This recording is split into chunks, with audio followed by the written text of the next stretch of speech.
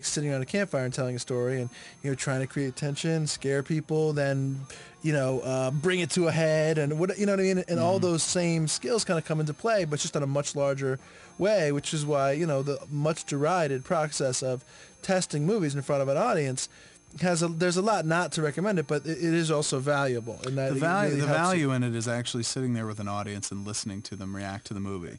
Where it starts to go astray is where you have people fill out cards, and then the studio comes back to you with numbers and percentages and quadrants that look, you do a play and you get that. That's the great thing about theater. It's like a tangible, palpable interaction, the dynamic between the story as it's being told and the audience is watching it. So you could do the same performance 2 different nights, totally different vibe, different feel, different everything, and it's according because it's a different audience, and the interesting thing about it is like it does on a like subconscious level inform the performance. It always does, and it has to, because the audience is obviously the partner in the process of like telling the story.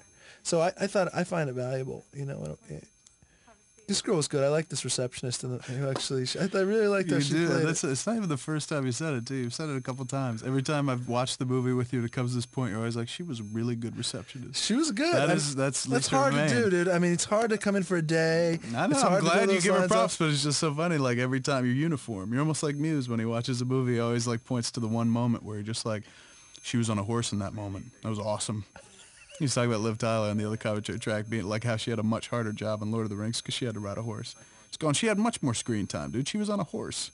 And I'm like, what? And so that equals more screen time? In his mind, that's what he's scared of, is like having to get on a horse. That's acting to him. Get on a horse. But that's Lisa Roumain. Incidentally, the other actor in the scene is really, really good, too. Yeah.